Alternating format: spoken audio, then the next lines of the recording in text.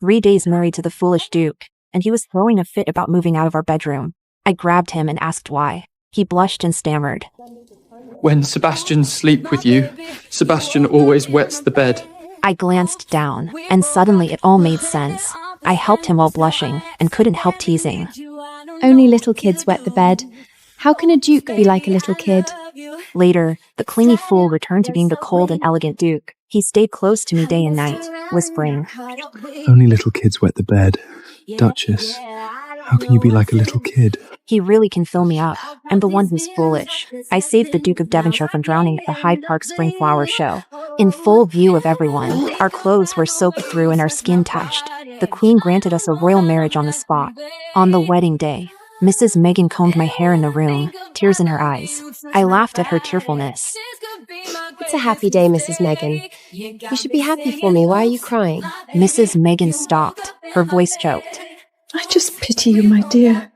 You have such a hard fate. I heard that since the Duke of Devonshire was injured, his mind is like a child's. How can he be a good husband? Assassins broke into Buckingham Palace on Christmas Eve. The Duke was injured in the head while protecting the Queen, and became mentally impaired. After the royal marriage was announced, all the debutantes in London laughed at me, saying I would marry a fool just to climb the social ladder. I didn't care. It's better than being married off to Vachant Thorn by father. The one from Thorn Manor? Mrs. Megan opened her eyes in disbelief. Viscount Thorn was over 30, a notorious playboy in London. He was crippled in a horse racing accident in his youth, and since then had taken pleasure in torturing women. I nodded. I never thought father could be so heartless. When I was 3, my mother fell seriously ill. Before she even died, father brought the pregnant Lady Blackwood into the manor. A few months later, the baby's cries became my mother's death sentence. From that day on, for the next several years, I grew up but my heart became dead. He ignored my stepmother's cruelty and allowed my stepsister Isabella to bully me. Now, to form an alliance with the Thorn family, he was pushing me into the fire. I had lived in seclusion for years and was too weak to resist. Above parental authority, the only thing I could think of was royal power.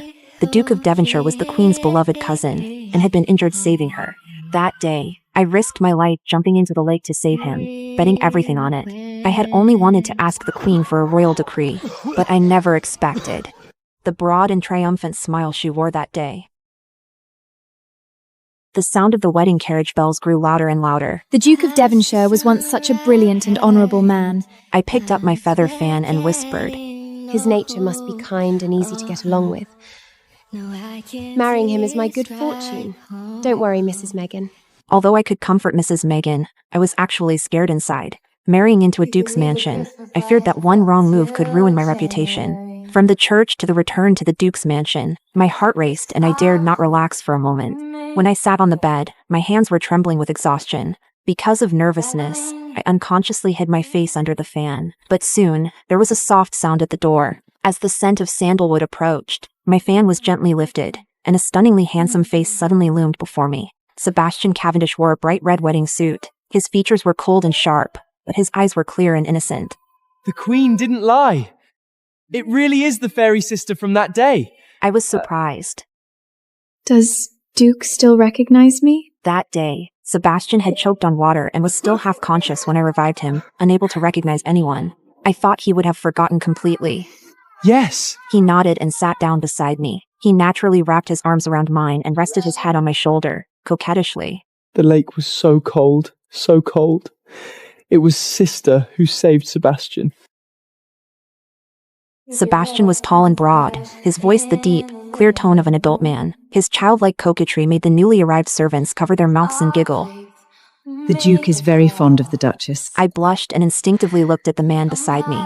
But in an instant, Sebastian's attention was caught by the crystal wind chime on the headboard, and he played with it happily. He really is foolish. How could he know what love is? Never mind, it doesn't matter. Your Highness, it's time for the wedding toast. Sebastian immediately put down the chime and turned to me obediently, smiling. After drinking a glass, he frowned.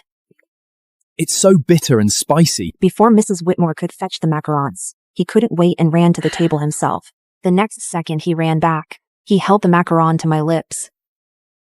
This is sweet. Sister, eat it. I was stunned for a moment and took a bite. A sweet taste filled my mouth, but my heart felt soft and aching. Since my mother died, no one had ever thought of me first, or fed me like this. My nerves, which had been taut all day, finally relaxed. Marrying this foolish duke seemed better than I had imagined. After all the ceremonies, Sebastian was taken to wash up. Mrs. Whitmore helped me remove my makeup and said casually, The Duke is simple-minded now. If the Duchess treats him with sincerity, you will surely have a happy marriage. I understood her implication. Please speak plainly, Mrs. Whitfield. She handed me a thick illustrated book. The Duke likes Duchess and is willing to be close to her.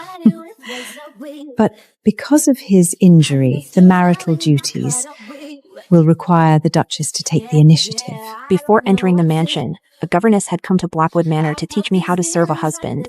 I knew then, Sebastian and I were to be a real married couple, but I never expected the Queen's reminder to come so quickly. Eleanor will follow Her Majesty's teachings.